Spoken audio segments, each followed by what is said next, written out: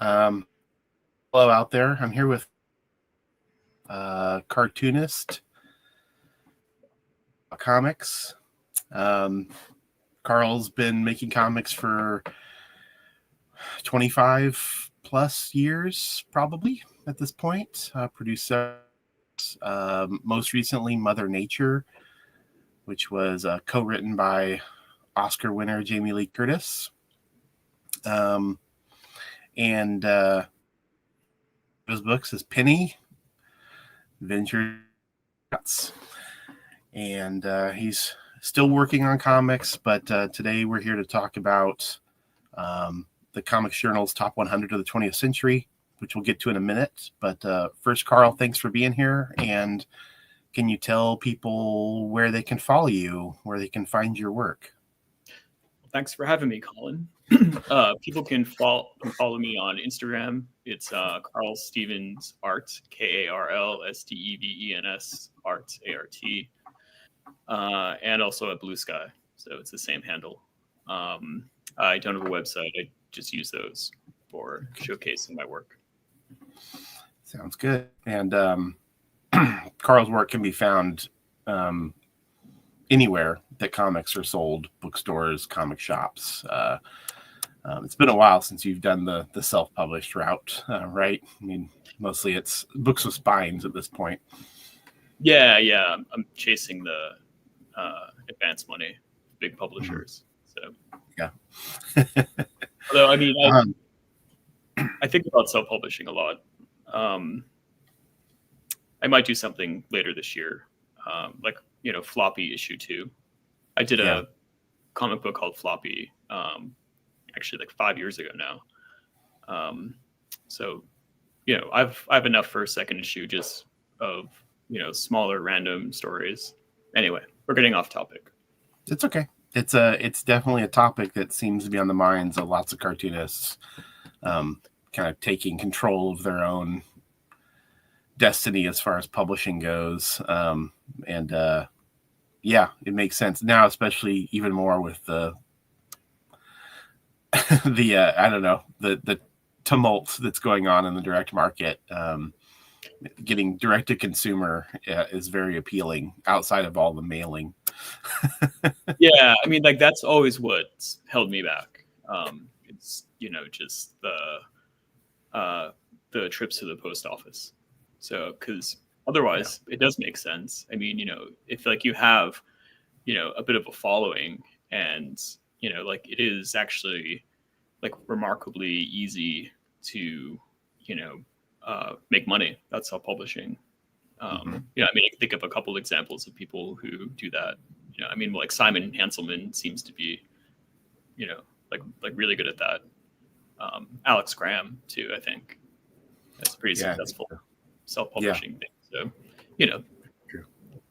There are models for it. Mm-hmm.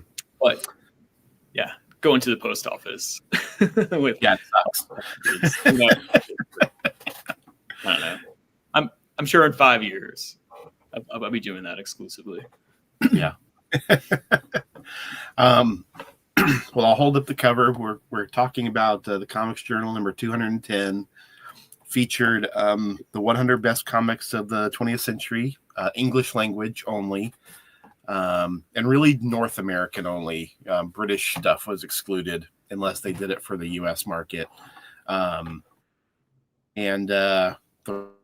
talking about this, other than seem to be obsessed with this topic, is a name called Canon. Just to this list, I interviewed all the surviving list makers, tried to just sort of analyze the list every way I could think of within my limited means. And so I thought it'd be nice to talk to a few people who are familiar with the list, thoughtful about these comics, have opinions, which Carl has in spades. And so Carl's been nice enough to be the first one to do this with me. I appreciate that. And I guess the first thing I want to ask is, what was your history, or what is your history with the Comics Journal? Well, I started reading it when I was probably 16. I remember the first issue. It was the Milo Manera issue in the 90s. Actually, so I guess it was probably later. I must have been 17 or 18 then. Anyway, but I had heard about the journal because I was an avid Cerebus fan from age probably 13 on, and Dave Sim would often talk about the journal, but my local comic store didn't get it until later. And actually, it was when, sorry, I'm so muddled, but Okay. when I, first got my license in, like when I was 16, I immediately went to Northampton because I grew up in Massachusetts, and Northampton was where the Words and Pictures Museum was, museum that Kevin Eastman started to showcase his collection of comic art. So that's probably where I saw the journal for the first time, was there. But anyways, I mean, after I got that issue, I just started scouring the back issue bins, like looking for them, and it was really eye-opening. I mean, like I had, I was already a convert to the underground and alternative comics that had been made up to that point. I wasn't really much of a superhero guy. I mean, I did read them in the early 90s, or like tried to read them. I like the art a lot. All the guys that started Image Comics, McFarlane and Jim Lee, but I didn't really have much, like I grew up reading comic strips in Mad Magazine, so that was more my thing, like funny, more diverse comics. So, when I discovered the journal, that really, I guess, like cemented like that aesthetic for me, like those were the types of comics that I wanted to make, like narratives that were more for the adult audience. I mean, I was a teenager, so it's like very pretentious of me to like think that, but like they really, made me see the potential of what comics could be, and that's was very exciting for a young budding artist. So I just drank it all up. I mean, in like the pre-internet days, it's really like hard to like underestimate like how like important that was, because like there wasn't really any way to like find out about all the good comics that were out there unless you read the Comics Journal. Yeah. Because like like Wizard magazine certainly wasn't really talking about it. I mean, aside from Tom Palmer Jr. Mm-hmm. But and just like the interviews were incredible. Like 20-page interviews with like Manera, and then who else at the time? I mean, just like everyone. I'm like the Art Spiegelman interview. I remember really liking, all the Crumb issues that I could get my hands on, like that one that they did with, oh God, why is my mind blanking? Who is this? Him and Gil Kane. Yeah, like Gil Kane, like that. I mean, I remember that, just because it was like these two, like different comics artists, so like these two like different approaches, and just how, I mean, I was impressed more by like Gil Kane's knowledge and his self-deprecation. I just expected him to be a lot different. And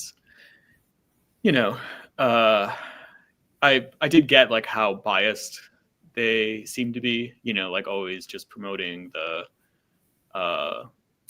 artists that they also published, like the Hernandez brothers and Klaus, and those were like that drum beat was, always there in the background. But, I mean, it was justified because, they were, great, like masters of the form, um, so yeah, that's a very rambling answer to your question, I guess. So I was a teenager.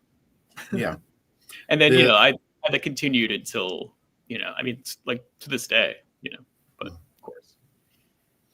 the list issue came out in 1999. So, how old were you at that time, and what were you doing comics wise at that time? Well, I was 20 and just turned 21. Okay. And I had just moved to Boston. I moved to Boston in late 98.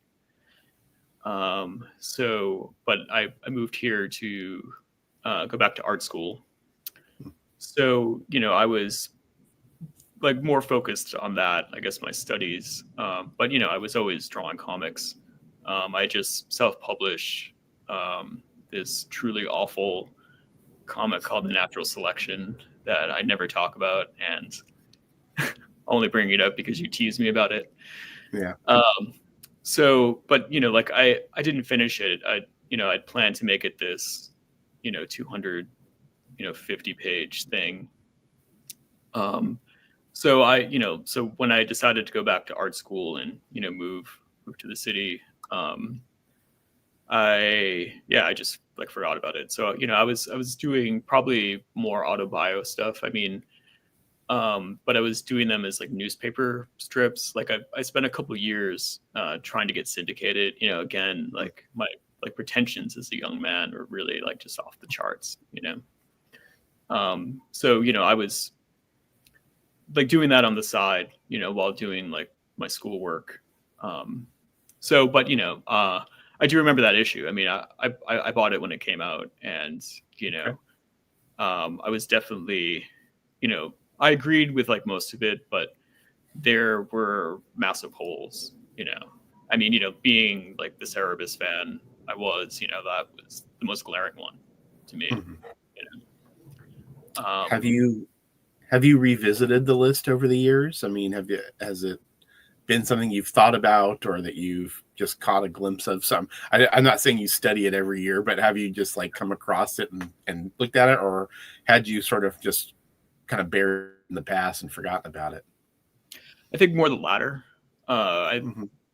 Because I lost that issue, so I wasn't really in my library. Mhm. I forgot what happened to it. Um, but it was in the back of my brain. I mean, I definitely, as a collector as well, like you're always like making lists of like your top 10. So, I mean, it did like turn me on to like a lot of stuff that I hadn't heard of. I mean, mostly the like older comic strips, like the Gumps, although that wasn't on the list though, right? No. Uh, so maybe not that one. uh, I mean, I guess like just like the importance, right? And like Alex Raymond was not on that. I remember because like I Yeah. just got into Raymond like at the time, and like I was thinking like that's just such a weird, huge omission. And I think also, yeah, I mean like now that I think about it, I was kind of turned off by it because there did seem to be like a bias towards like there weren't like a lot of the great like realist cartoonists that were. I mean, I don't think anyone was on the list. Like not Probably even the. just Hal Foster, right? Yeah, yeah. I mean, Right. Yeah. Yeah. I guess just him. But there was no Leonard Starr. no. No Raymond, no Stan Drake. Um, just like that rich history was excluded, and it was like around that time, yeah, that I was kind of solidifying the type of work that I wanted to do, which was in that tradition. So, Mhm. yeah, I think I must have just completely disregarded it for that reason. But I mean, like looking back now, I mean, I have a much different perspective on all of that. So like I appreciate a lot more of of like what went on there. And, I do tend to agree with like most of it. But, I mean, I kind of agree with you too that, like the Jaime and Gilbert stuff should have been combined.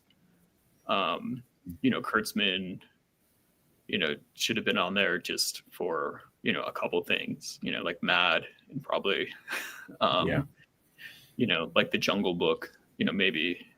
Yeah, 5 spots is pretty generous. Yeah. I mean, and like the way, just reading canon and, like the, like how they compiled the list seemed a bit strange. Like there didn't seem to be anyone that was kind of guiding it all, right? I mean, like Tom Spurgeon didn't seem to be in control. It was more of like a vote process, right? I mean, I feel like there should have been someone like facilitating it more,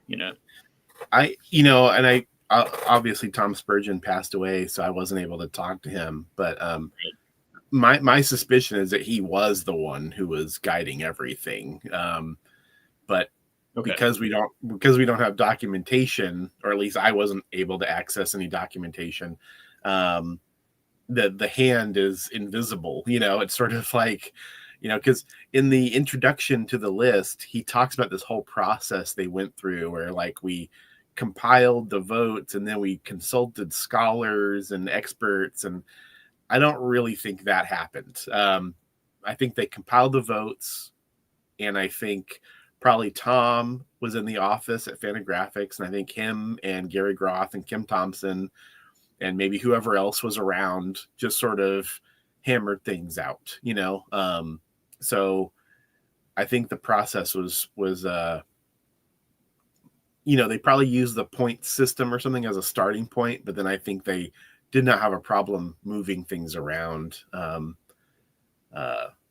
Which, I mean, I think that's a good group of people to move things around. I mean, at least they're very knowledgeable. It's not like the Wizard editorial offices or something, Right.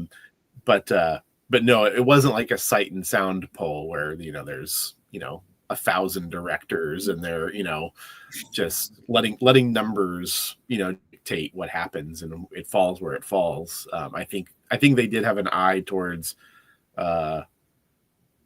just perception. And when I talked to Gary Groth, he said, they didn't want outliers to sort of, there was one guy who voted for a kind of a random Matt Howarth comic, and as his number one, and so that would have made the list just based on points. And they're like, nobody else voted for this, like, we can't. One thing I do like about what they did is they seem to have valued how many ballots a work appeared on, so, of course that was given as the reason for Cerebus's exclusion, was that it didn't appear. It appeared on 5 out of 8 ballots. But it didn't. Yes, but it was vote splitting because this book and the whole thing, and nobody would change anything, so it got left off, which seemed a little, I don't know. I believed Tom Spurgeon's version of that from his point of view, but I also think that it was a pretty glaring omission, and they had to have been aware of it, Yeah. I mean, I get it. I mean, like, they're, trying to, establish like a canon that would benefit, Fantagraphics in a lot of ways, So like, who was on the list, I mean, even if it wasn't people that they were published, but, curiously, did publish later, like the Prince Valiant, like all the like, I mean, which is a good thing, like all the, old comics that they put back into print. Yeah. That, like anything that didn't fit into their business model of the types of cartoonists that they wanted to publish, seemed to be like they were excluded, and it's not just Sim, but, like I was saying before, like, like the great, like realist comics of artists, weren't on there. So, and like, that's something that they don't have an interest in, Mm-hmm. or at least that group of critics didn't. I mean, yeah, like at the time. Yeah. So, but I mean, and also, it's sim is, just, as you say, persona non grata, in the, like within the industry. And, I mean, like, which, is completely understandable, but, like, and it's been said, of course, but like the work itself, is, I mean, it was, incredibly like influential and, innovative and, I mean, like formally, I mean, it's, like, I mean, it's a 6,000 page, project. So, of course it's going to be uneven, but, just the fact that he was doing 20 pages a month for, 25 years, it's just, I mean, like, it's incredible. And I mean, they're not like, half-assed like Gary Panter pages, I mean, there's actual like skill, and like, like he's like being thoughtful about what he's doing. And, I mean, it's, I don't know. I mean, I mean, he is, I mean, it's like a fascinating work to me, like in a lot of ways, because, it like shows, and, like the letters pages and like everything, all the like ephemera around it, all like the horrible essays, like they all, kind of paint, it's like a portrait. It's like just this giant self-portrait of like, of like somebody, like going crazy. Yeah. In a lot of ways, but I mean, I don't know. I mean, it's just fascinating to me, it's way more interesting than, probably like half of like what's on that list, or at least a quarter. I don't know. I mean, yeah, but I would go higher. I mean, to me, whether someone thinks it's a great comic or not, I don't understand how they couldn't be fascinated by it. I think it's one of the comics ever made because it's so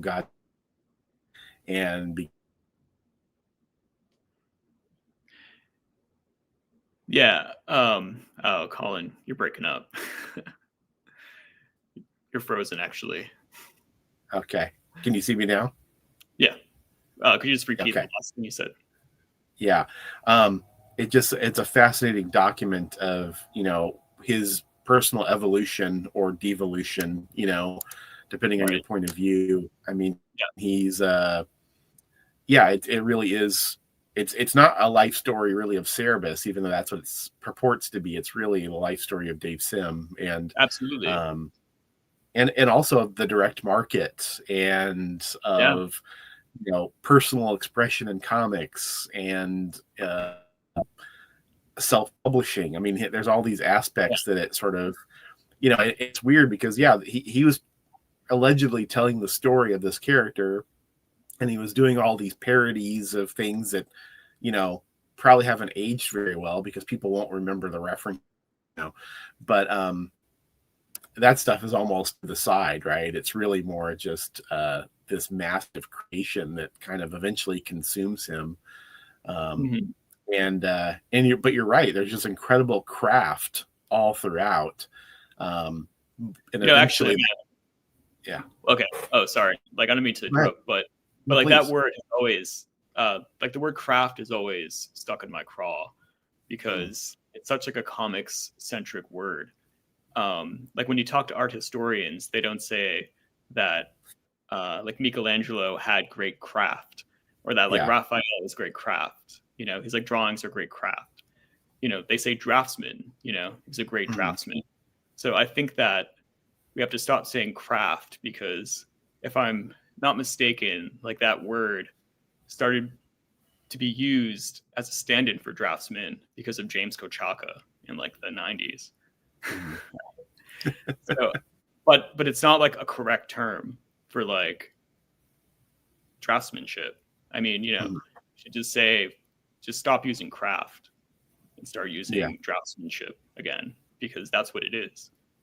I mean, it just confuses what good drawing actually is, because it equates draftsmanship with cross stitching, or draftsmanship with model airplane building. I mean, it's like not a craft, it's just draftsmanship. Yes. Anyway.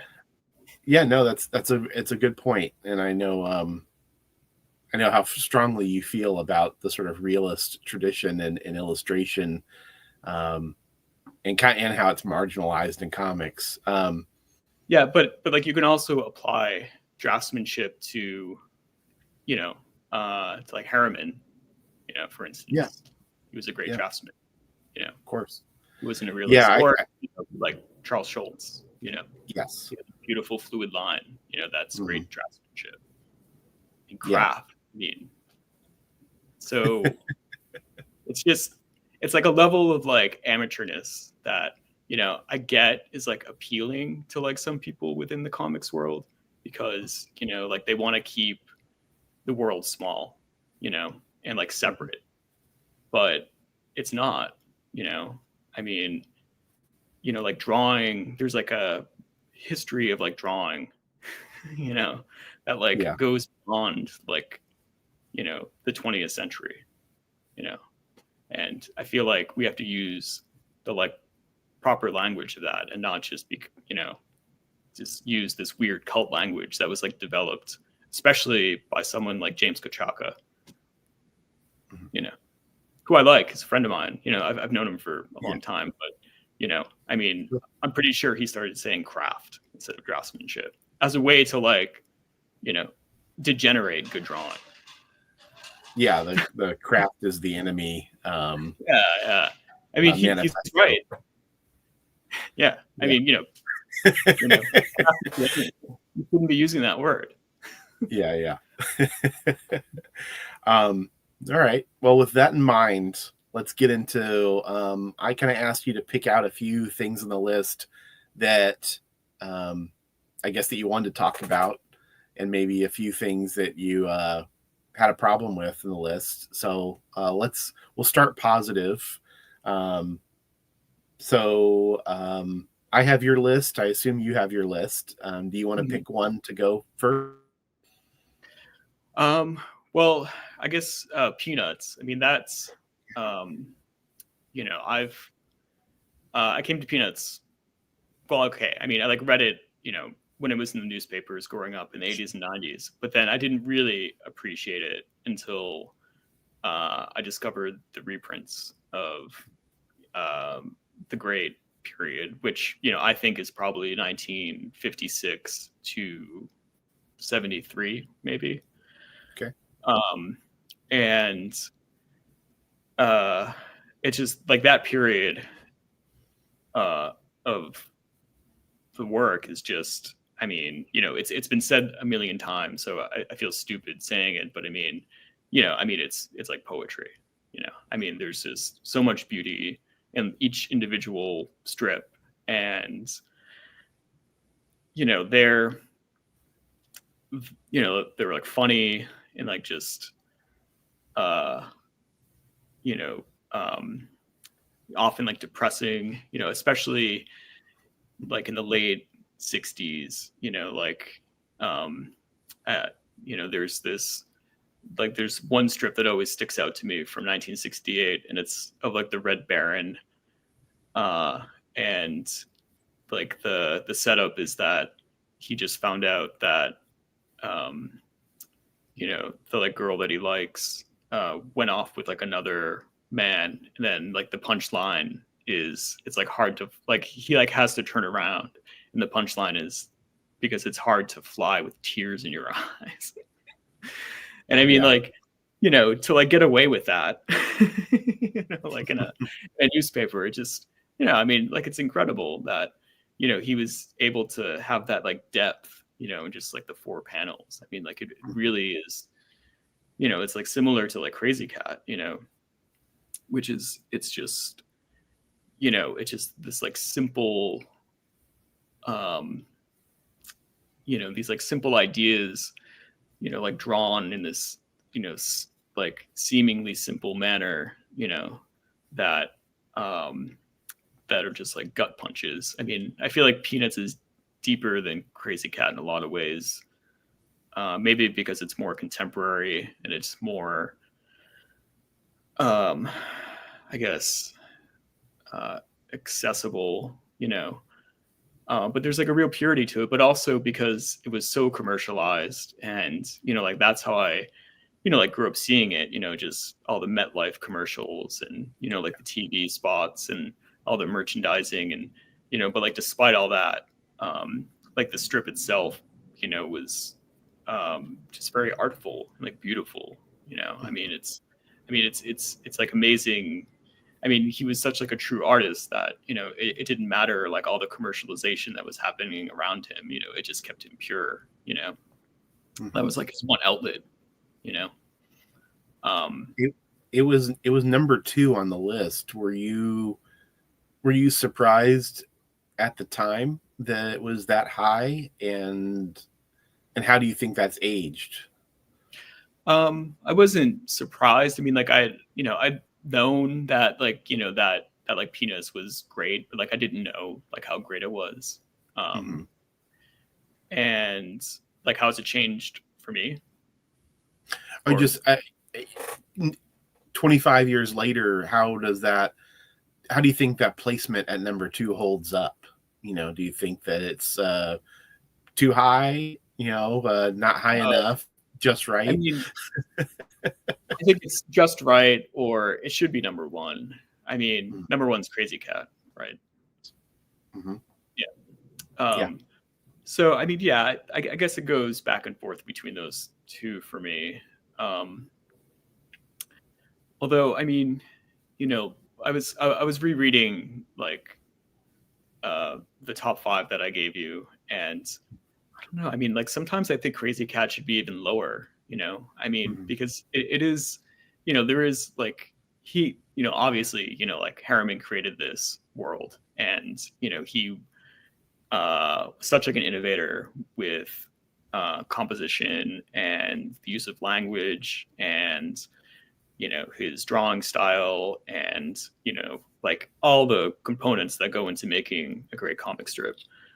But there is something about it that is like a little alien, you know, which I mean, I guess is probably, you know, good and interesting, but it's also, it just doesn't have that like gut punch that like Peanuts has, you know, like there's something about Peanuts that just kind of hits you on such like a visceral level that, you know, there's almost like a distance in like Crazy Cat because of all the, you know, formal tricks and everything, you know. And because it was so esoteric, I mean, you know, that's actually like more of an interesting thing that like, you know, like Harriman had, was like able to do that like in a, you know, in mainstream like newspapers, you know, like having Hearst as that like benefactor, I mean, is incredible. I mean, it's probably one of the most incredible things to happen in like the 20th century, you know, that like he was able to make this, you know, weird comic strip that, you know, like never had any kind of accessibility to like a wider audience, you know, for what, like 30, 40 years or something. Something like that, yeah. I think he's only in like something papers. I mean, it, you know, it wouldn't have been sustainable without Hearst. Yeah. So, you know, so in a way he's, you know, more of a fine artist, you know, I mean, like because of that.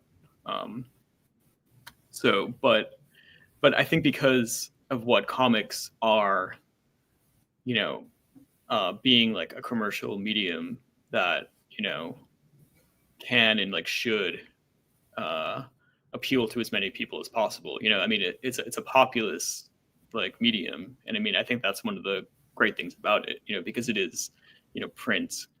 You know, like it's you can, or you know, it's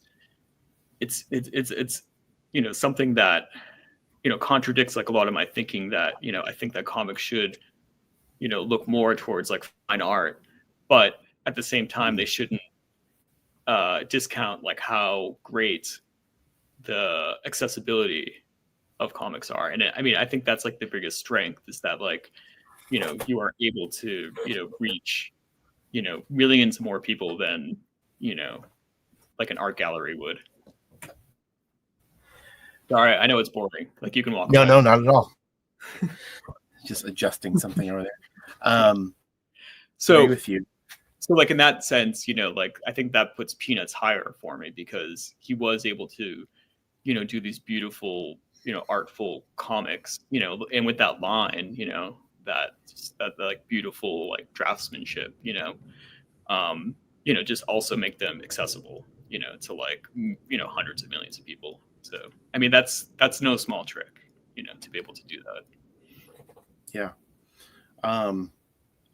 Let's jump to another one, which I know is one of your favorite comics, and that's Hate, or the Buddy Bradley stories, as it's called on the list, and it was number 47.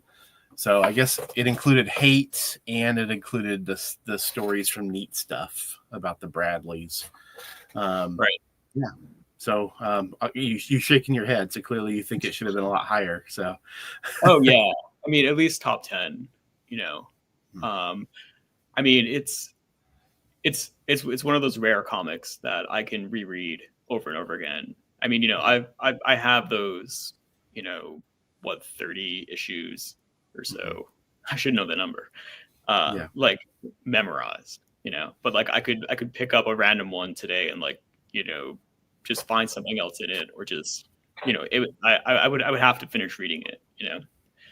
And it's just, I mean, it's for like a lot of reasons, but I think it's mostly his like gift for like dialogue, you know. I mean, like nobody can write fucking dialogue like Peter Bagge, you know. It's just so like seamless, and like, you know, each character is like different, and you know, he can tell a joke, and you know, like the way that he draws too, it just like adds to it, you know, with like the expressions. But it's not, it's just this like weird magic that like I can't like figure out, you know, because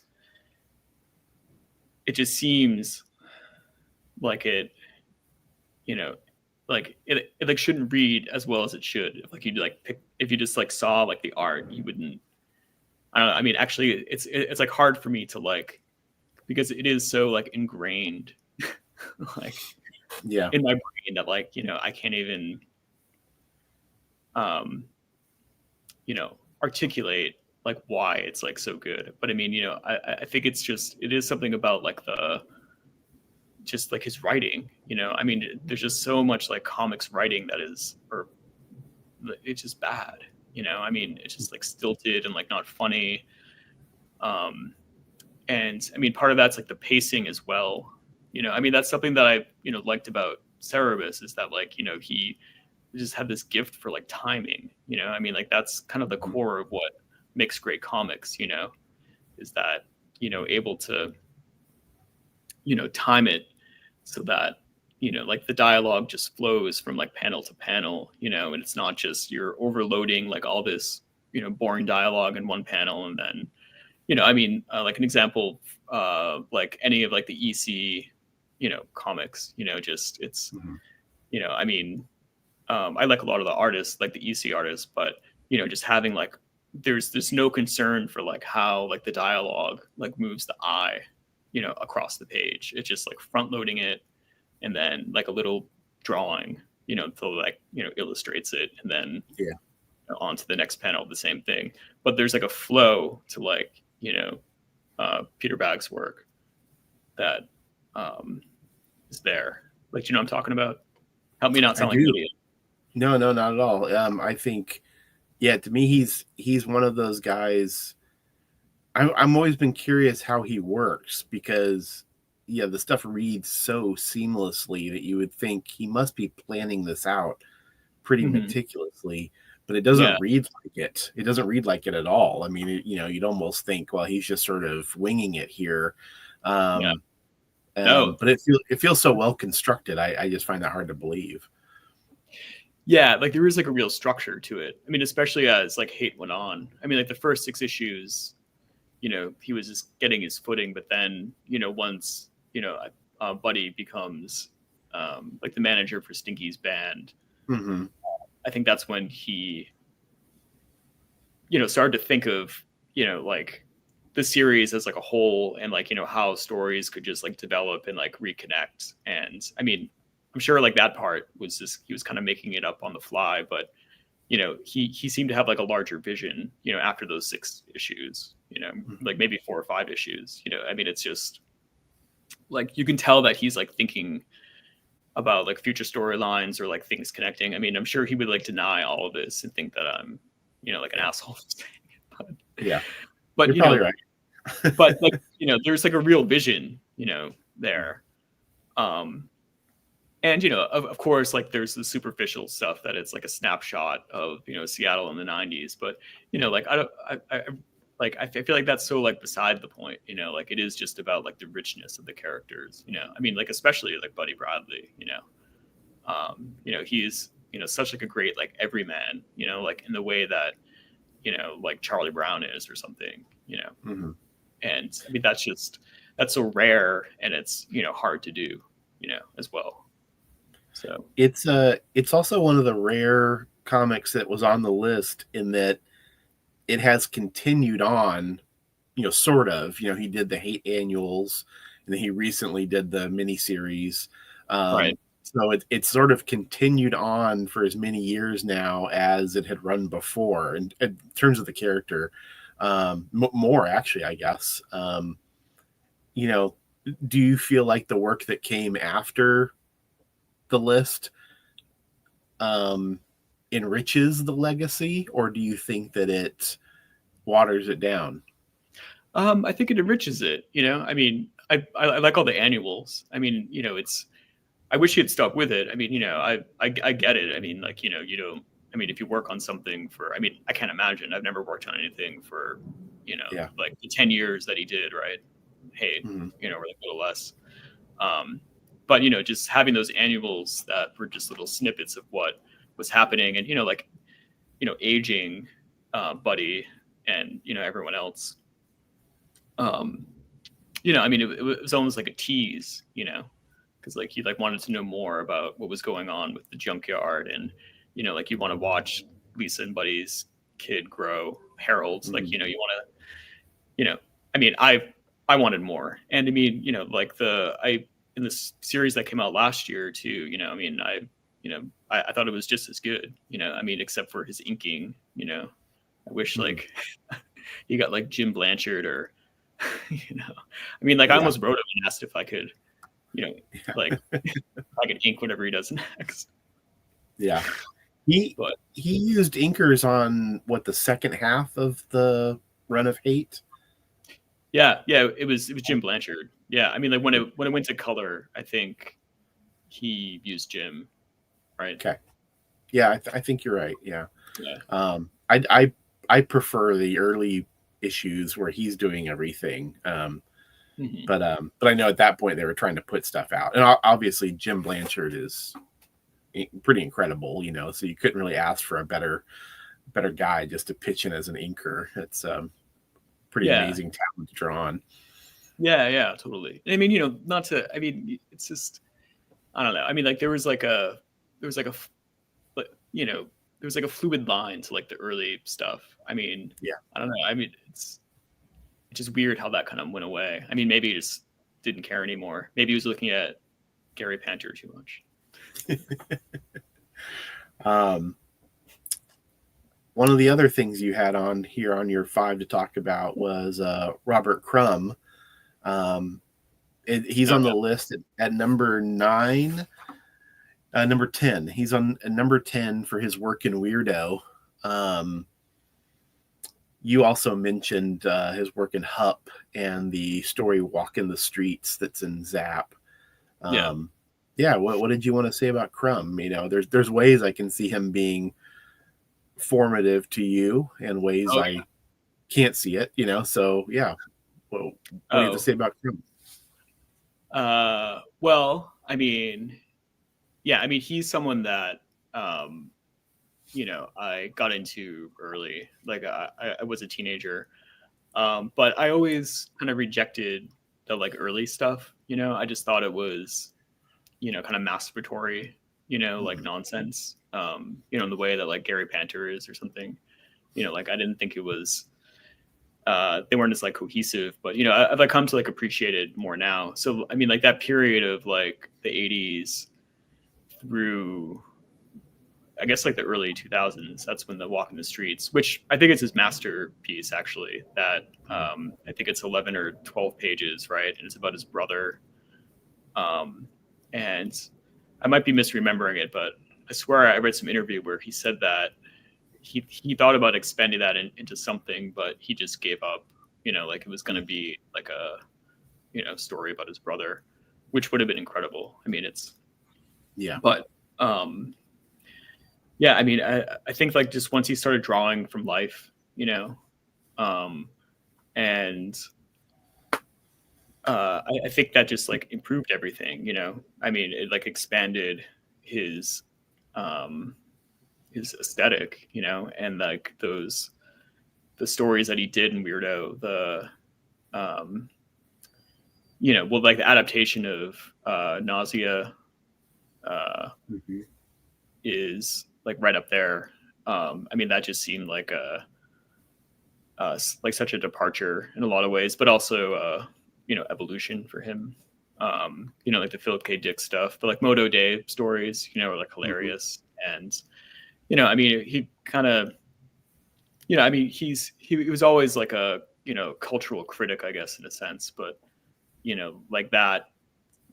Like that period seemed to really capture like what was going on, with like the country and like, how his generation was, basically selling us all out, and, we like obviously see what happened now, with like the boomers, like, yeah.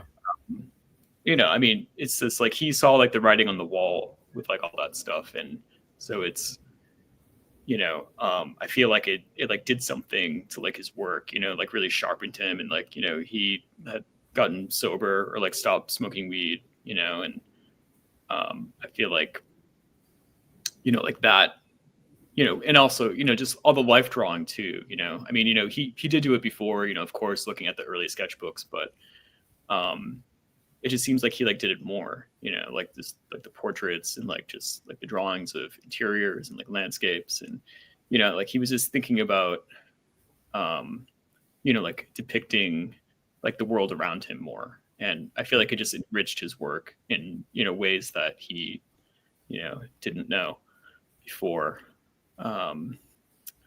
So, but, but those issues of Hup, I mean, I feel like that's like the high watermark for him. I mean, they're all just these short stories, but, he was experimenting more with like the brush as well. And, I mean, I guess, I mean, what are the best stories in there?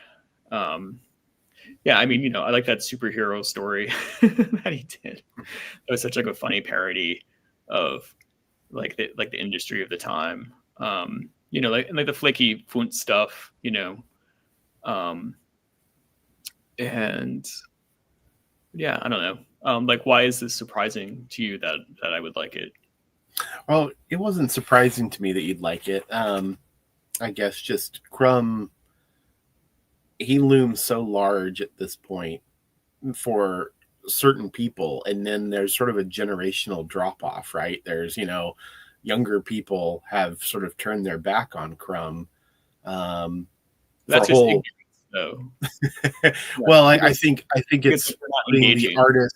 It's putting the artist in front of the work, right? Instead of putting the work in front of the artist. And I mean, some people separate that stuff better than others. Some people don't think you should. Some people think you always should. I tend to agree with you. I think you should engage with the work, and then then if you want to dismiss it, at least you're doing it from an area of knowledge, or from a standpoint of knowledge. But some people just sort of dismiss him out of hand and don't ever want to go look at the work. They see a panel on Twitter that has a racist caricature and say, well, I'm done with that. And it's like, well, I mean, the guy's been making work for like 60 years. I mean, he is more than just some of the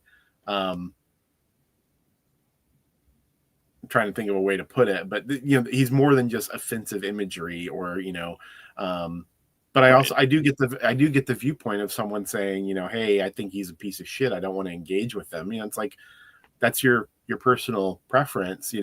I do think that that's something where you then have to sort of recuse yourself from commenting on his place in history. Then, if you're not going to read the work, then he can say, well, I think he's a bad guy, but I can't really comment on his work because I've read, 10 pages or something, Yeah. I mean, again, like, it is, I mean, if, I mean, it's like a failure on like a lot of fronts, it's just like because he has, like this like long career, I mean, I feel like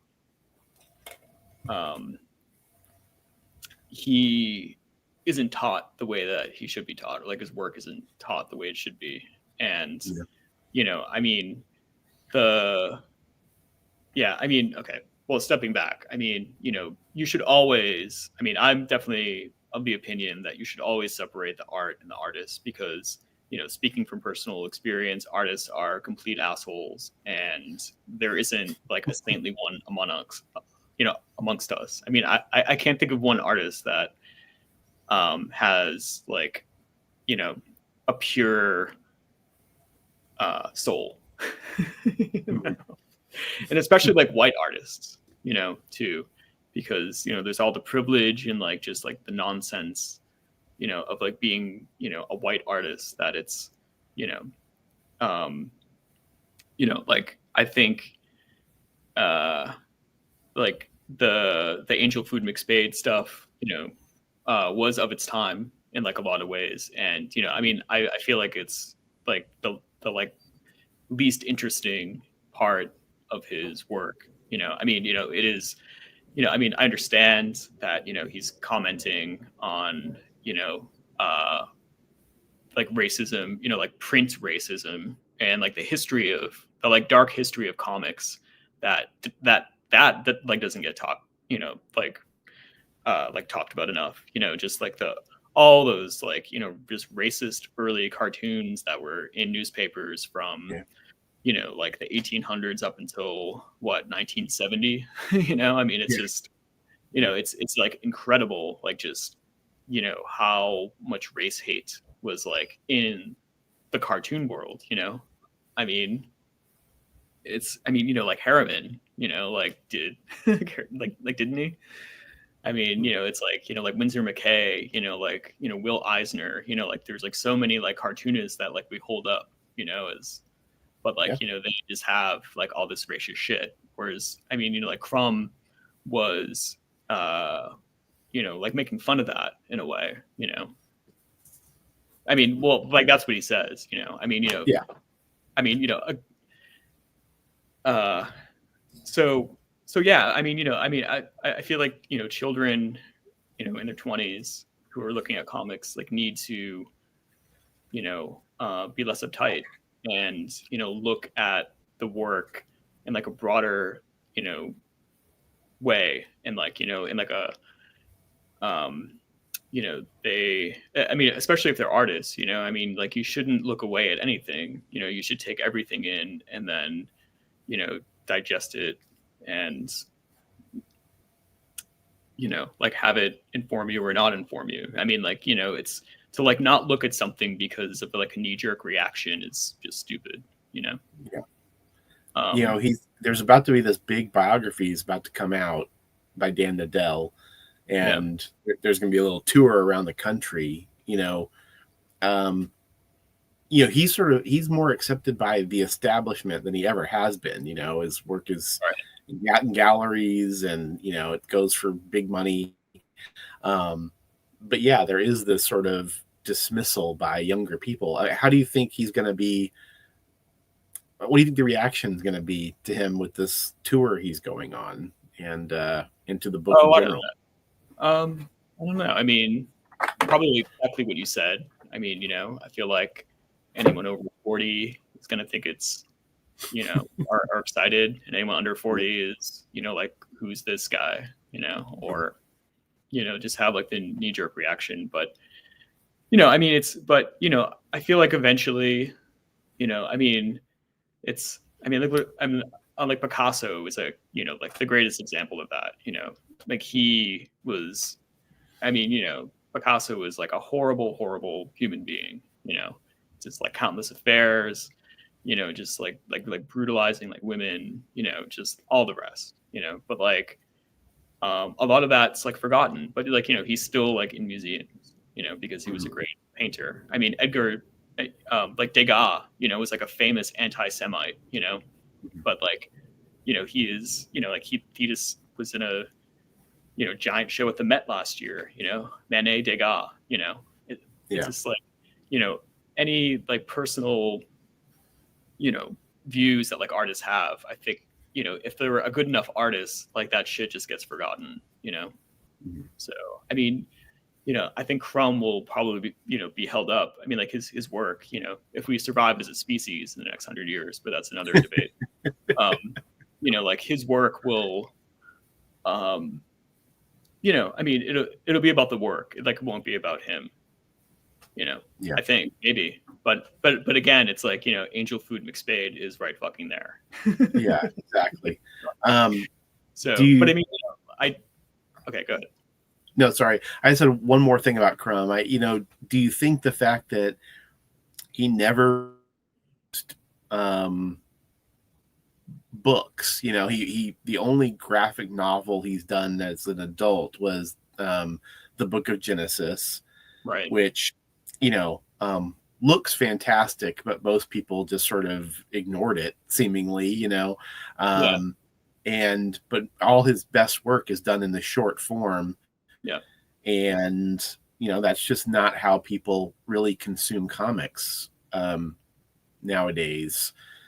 Do you think that hurts him historically, or do you think eventually that'll even out too?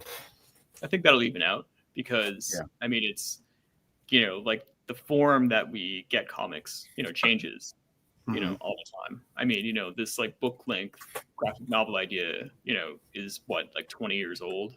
I mean, as like a real viable, like commercial like medium, So, he existed, for the most part, in the 20th century as, like a comic book artist, So it's like you have to put like the work within the context of the time, It's like, he like developed as a cartoonist in that era. So what he produced is what was popular during that era,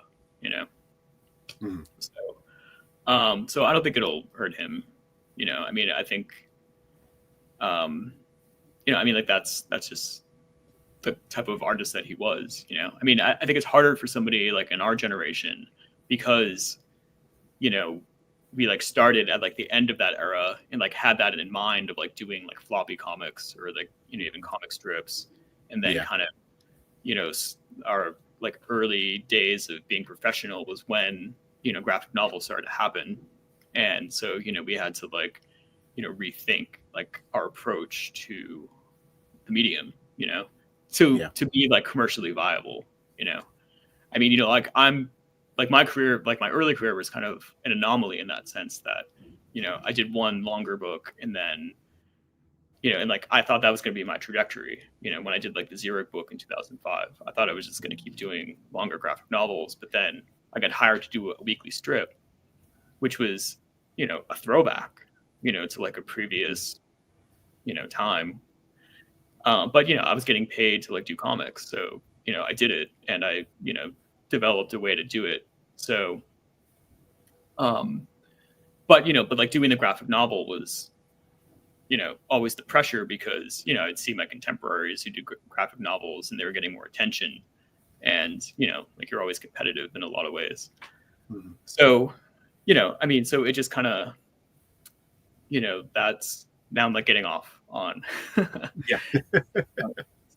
But, it's just, it's related. I mean, but, I just feel like, whether it's short form or like long form, it's, it's like the work itself that matters, because if you're good enough, you'll always be in print or popular enough, I should say. Yeah. So That's a good segue into the next thing you mentioned, or the next person on your list, and that was Eddie Campbell's Alex stories, which those all were little stories. None of them were books, but after 2000, he did start putting out graphic novels, Right. with with Alec at first, and then eventually he just shed Alec, and it just was Eddie Campbell, though they're essentially the exact same stories. Nothing changes. Right. Yeah, I don't know that you and I have ever talked about the Alec stories Really? off camera. So, yeah, let's talk about those, because those came in at number 51. I thought those were underrated. I would have had them way higher. Yeah, what are your thoughts on those stories? Well, again, I mean, I feel like he was someone that really innovated the like medium before, and like similar to like Peter Bagg, like with the dialogue. I mean, like Campbell has this ability to make really like readable, enjoyable dialogue, like flow, and like that mixed with his very beautiful like fluid pen line, um and like the way that he used like the 9-panel grid without using panels. I mean, he was that was one of his great strengths, I think, was that he just kept the whole thing loose, even to the point of like not, I mean, he like did like ruler off panels, but I guess I'm thinking of like Graffiti Kitchen, which I think is his like masterpiece of like that period that came out in the late 80s, where it's just this like free flowing, almost like beat generation, like kind of like prose poem. It's like he brought like prose poetry to like comics, which is brilliant in like in a way, because it like like the medium, I think, if you're a good enough writer, it's comics are kind of meant for that, kind of way of that kind of narrative. Um, so I mean, like, what are your thoughts? I know I agree with you a lot. I think he's a really interesting case in that he's kind of produced three masterworks in his life. The Bacchus stuff is kind of the more fun masterwork, but it's still pretty great.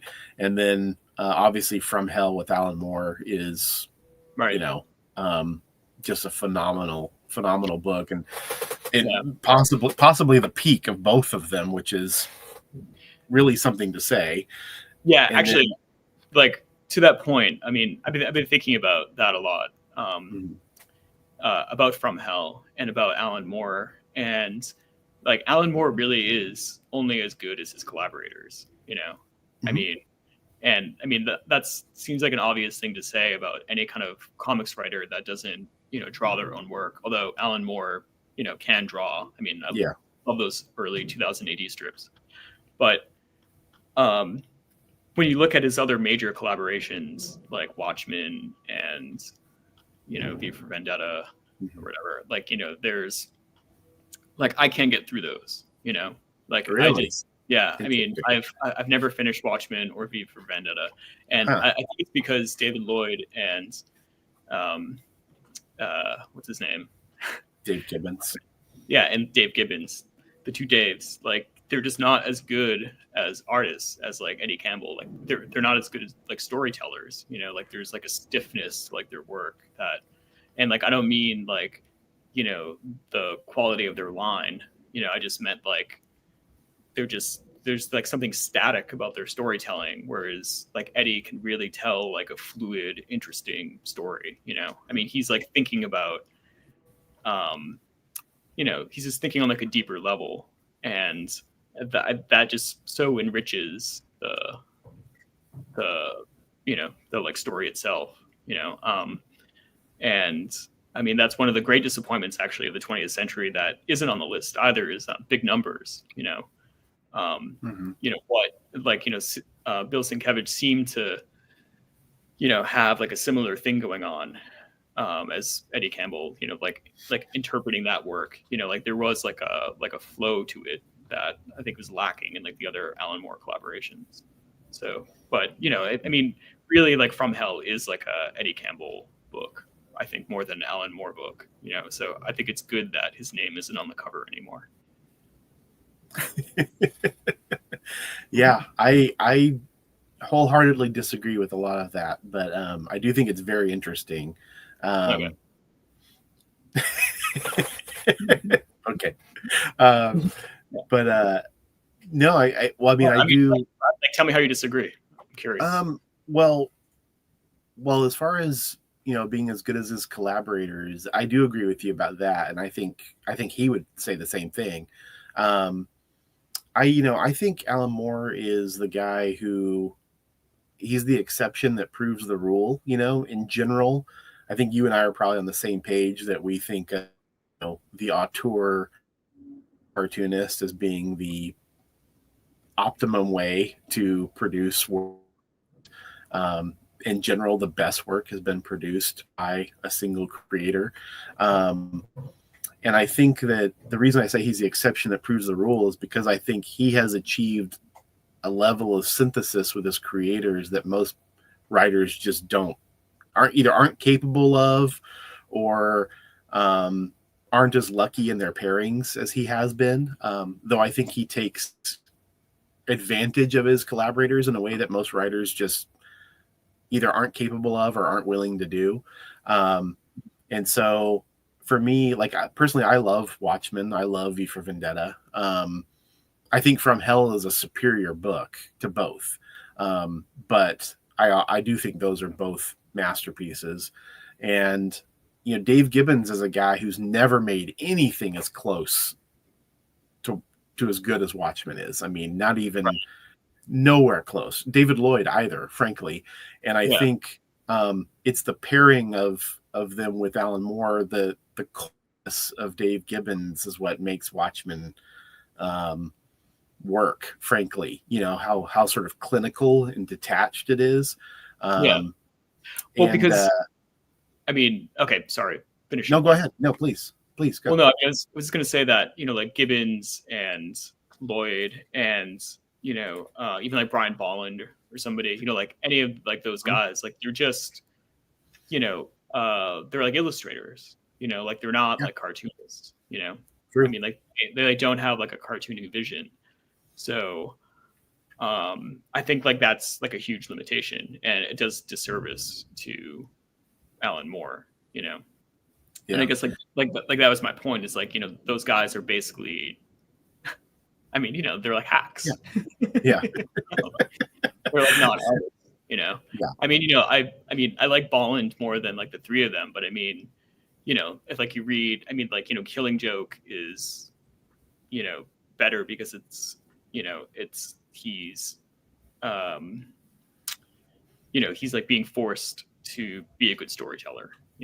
And I mean, it's like his work is so uneven, like because of that, I mean, it's like Wally Wood, I mean, like Wally Wood when he was following like Kurtzman's layouts is way better than he is, in like Wit's End or something. Yeah. So yeah, I agree. Yeah, I think that I do agree with. I guess I think the strength of Alan Moore's writing carries through on those books, and you're right, he's the dominant factor in those, whereas something like From Hell, he's paired up with someone who is kind of as titanic as he is. Where do you land on like the Swamp Thing work, the pairing with Bissett and Totleben?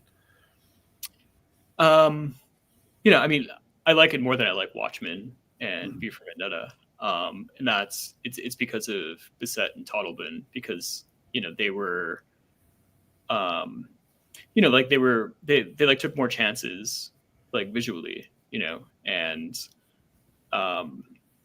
like they were thinking about like the atmosphere of the story more than the just the kind of straight like telling of it. I mean, I think that's the problem. It's like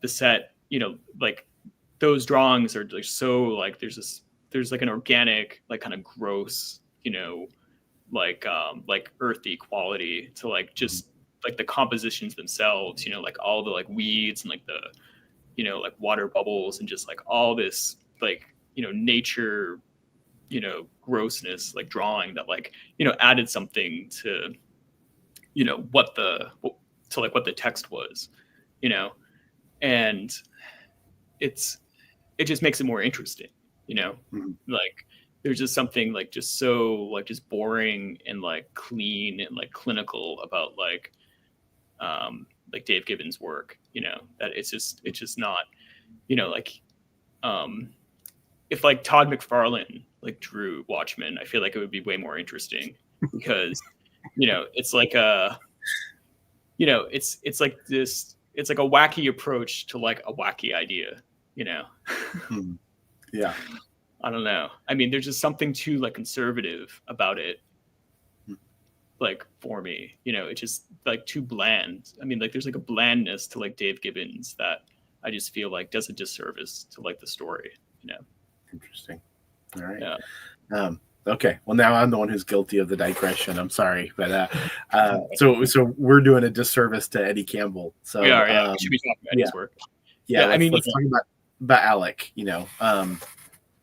I mean, like the King Canute Crowd and like Graffiti Kitchen and like How to Be an Artist, After the Snooter, I mean, like all of those stories and, like the random one pagers, it's just, he's just such like I mean, they're just funny and like, thoughtful, like, there's like a warmth to them. But like, everything is like working together, from like the sketchiness, the style, though it's, but like there's like a fluidity to like the line, it's just so like beautiful. I mean, I don't know. I mean, it just, and, using, upper and lowercase for like the lettering, I mean, that's like another thing too, that, I think, like doesn't get considered is, like how like the lettering looks on the page, I mean, it's, just like incorporating like all the elements like together. I feel like there's just a great like synthesis to it all. I like wonder why he, used like the pseudonym of like Alec, Yeah. But I don't know. I should have asked him when I saw him last year. Yeah, those are stories that when people discuss autobio in comics, people have all these opinions on autobio. People love it. More people seem to hate it. Those stories never really come up in those conversations. Do you think it's because they're not sensationalized at all, and they don't? He doesn't fall into the trap that so many autobio cartoonists fall into. Mostly the male cartoonists fall into, where it's, either just about what a terrible person they are, or their sexual conquests, or the tragedy that is their. Yeah. I mean, it's like not naval. Well, but like he does write about that stuff, though. I mean, like Kitchen is the story about him, having an affair with a teenager and like an older woman, So, but it's not like woe is me, I'm like he's like he is coming from like a more literary perspective, and I mean again, like it is kind of it's like akin to like the beat writers, I mean, like he like seems to be like in that like lineage, like a Kerouac, or I know he's like name checked Henry Miller, but it's it's like definitely like coming out of that like American kind of style of comics. I mean, which is interesting because he always said that Bacchus was his like American style comic, but I really think Alec is, because it's coming from like the American like literary tradition, of like the mid 20th century, So what was my point? Well, we were just talking about him as an autobio cartoonist I thought who about doesn't get mentioned as an autobio cartoonist. Yeah, but like I often wonder who those people are talking about when they're talking about like the white male navel gazers. I mean, is it like Terry Laban? I mean, like I think it's more like, well, Crumb he's- and Joe Matt and, yeah, Tim Matt, okay.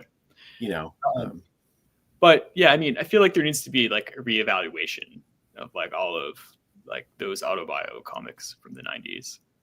I mean, I always disregarded Joe Matt, but then, I picked up some random issues of Peep Show. It was like right before he died, actually. And, I had like a new appreciation for him. I thought he was good, Yeah, I think he's great.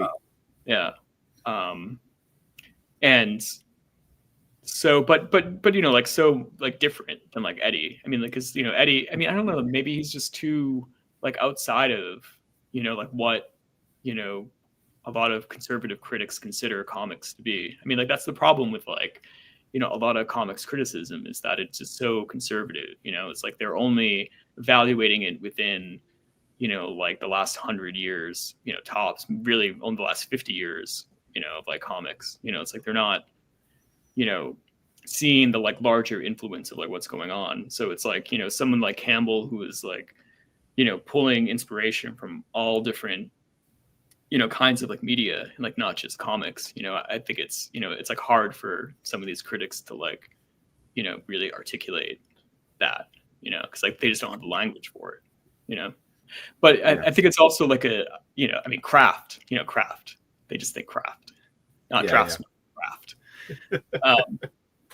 So I think it's like that, but it's also packaging too. I mean, he has like that giant book that Top Shelf put out, but maybe they should have been, split up, into like the different books, like they were in like the early 2000s, but like better like designed, I think it goes a long way. I mean, that's a theory about my own work being like marginalized, that like the packaging of all of my books is, like complete crap. I mean, if I had like better designed books, I probably wouldn't be as obscure as I am.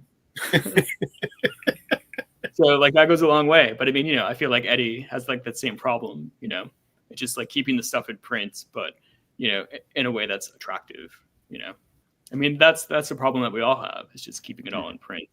I mean, especially, if you've, like you're like Eddie and you're in your late 60s, and you have like 40 plus years of work, it's like, how do you keep that in, it's, One of the good things about that collection, Alec, The Years Have Pants, is that at least it presented the work in a bigger size. Pretty much all of his graphic novels were printed at that, I don't know what that size is called, but that sort of, a little bit bigger than manga, not as big as a regular comic book kind of size. right. And it, I mean, I'm of the opinion that almost all comics work better, bigger, maybe that's just because I want to look at it more and I have aging eyes, but I mean, comics is like a visual medium, like despite like the movements of like the last like 20 years. I mean, it's like, it is about the visuals, I mean, like that's what it is. It's like a movie, it's like painting, it's like similar to that. It's like not, like you need to show off like, this visual art, Yeah. So, like, it should be printed bigger. Yeah, I agree. Especially with the 9-panel grids and, the monochrome style. All right. You've been teasing it throughout this. You've dropped nuggets. When I asked you if you had a list of things you wanted to maybe say you didn't think deserved to be on the list or that you didn't think aged well, the only thing you said to me was Gary Panter. So. Yeah. And he appears just once by himself. Jimbo is at number 70. And I mean, but obviously he was a part of Raw, edited by Spiegelman and Moulet, and that was at number 16. But we won't give him credit for Raw, but he was definitely one of the the guys there that came out of Raw. So yeah, let's talk about Panther and why you singled that one out. Well, I think it's more of like his influence, than he himself. I mean, I think like his work made it okay for really bad amateur artists to become cartoonists, Mm-hmm. and the like limitations of his work also gave permission to just, keep your limitations and like not go beyond that.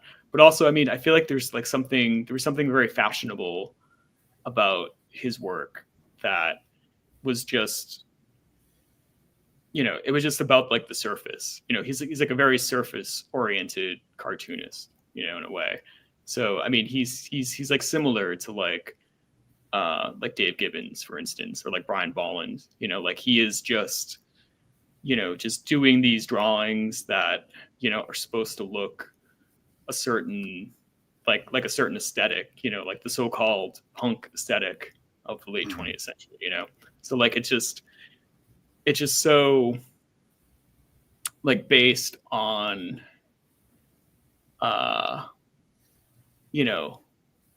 like, wow, that's weird. It's like, oh wow, that's weird. It's like, but like it doesn't go like beyond that. Like there's like just nothing to them. They're just like, it's like he just smoked a joint and just started doodling, and like that is like his entire like aesthetic. And it shows. I mean, it's just, it's like dumb for the sake of being dumb, but it's like, but it's not interesting. I mean, and like there's no flow to it. But like it's easy, and I think that's why like a lot of cartoonists like imitate him, because it is easy to like make ugly things. It's like a lot harder to like actually like develop into something that's interesting. So Are you surprised that Panther's esteem has only seemed to grow in the last 25 years? I mean, at this point, he's really one of the canonized, establishment guys. I mean, I don't know, I don't know how widely read any of his comics have ever been. Well, you can't read them. They're impossible to read. I remember in an interview him saying basically that like nobody cares, about his comics, but that's clearly, I don't know what he means by that, because he's clearly been he's had the giant slipcase retrospective come out. I mean, that kind of treatment's only reserved for some people, right? I mean, he is sort of canonized at this point, and clearly you've never been a fan of the work. So are you surprised that it's only grown in esteem? No, because, when I was going to art school, I mean, that's what everyone, drew like. I mean, like you were encouraged, I mean, like our teachers, like the boomers, the Art Spiegelmans, were like telling us to just only embrace, this like post-war, like kitschy, like crudeness, or like, abstraction, or like non-objective stuff. So, it was, you were encouraged to do that, and it was easy, and, it was cool. I mean, I feel like there's like a coolness to like Gary Panther, like because of that, because he like represents like that like 20th century, that late 20th century aesthetic, and like the punk aesthetic, the like loudness of it all, and like the dirtiness, and that's attractive when you're in art school, because like you're also loud and dirty. So, but I mean, if like that's all it is, I mean, like there's just nothing to that, I mean, like, I mean, there's just like, it's, it like reminds me of, it's just like that whole generation, it's just like they're the spoiled children of like World War II, and there's just something like juvenile about it, that's just not interesting, so, I mean, like when you compare it to like, Eddie Campbell's work, there's like a poetry there, I mean, it is like just as sketchy and, like not rudimentary, but I mean, it's like stylistically, if you saw them, held them up together, there you can see a similarity, but like there's this more, there's just more life in like Eddie Campbell's work, whereas like Panther just seems, like an aesthetic. It's like he's just experimenting, but it's like the same thing. He's just doing the same experiment over and over again. There's no like evolution to his work, but it is that. It's just like these, it's just like this, just nothing. It's just nothing. There's nothing there. Is there off the top of your head, and no problem if you don't have anyone you can think of, but is there anyone you can think of that came out of that kind of punk aesthetic that you want to be interesting? Well, I mean, I guess Peter Bagg came out of that, right?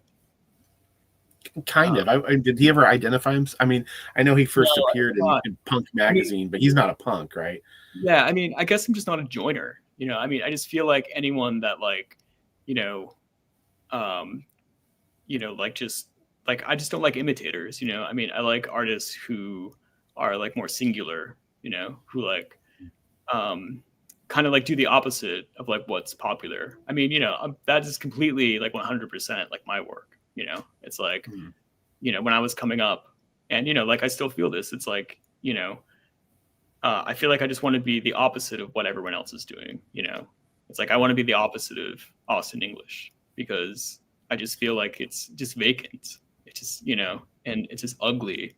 There's like enough ugliness in the world, but yeah, I mean, no, I mean, I don't know. I mean, like the punk artists. I mean, that was such like a small period in like, white American culture. It's like who. I mean, it's, but like the aesthetic, but like punk is just so stupid, because what did it lead to? Led to like Donald Trump.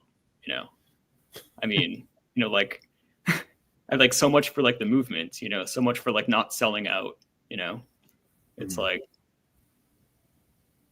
I mean, like, how can you even like take it seriously because punk was supposed to be like a political movement, more than an aesthetic one, but it became an aesthetic one, I guess. But, it's just with all the like fashion and everything. And I mean, I guess that's my problem with it. It's just that it's just like fashionable, and I mean, you should always like reject what's fashionable, because, people are idiots. All right. I think that's a good place to end it. That's a great final line. I appreciate you doing this, Karl. Appreciate you coming and talking a bunch of shit and talking about some things you liked. Always happy to talk shit. I know you are. Okay. Well, with that, I'll let you go. I appreciate it. Thanks for coming on, talking about this list. And I know there's a very small niche of, white guys of a certain age that give a shit about this kind of stuff. So, it's our demographic, for better or worse. But I appreciate it. We're very close in age. We have a lot of the same touchstones, even though obviously we come at things from a different direction in some ways. But I do appreciate your insights very much. Well, likewise, I think canon, and I say this like without hesitation or irony, that I mean, I think it's like the comics journal of the 21st century. And, if I win the lottery, we're going to start doing it monthly. All right. I will hold you to that. Okay. All right. Thank you, Karl. Sure. Thanks.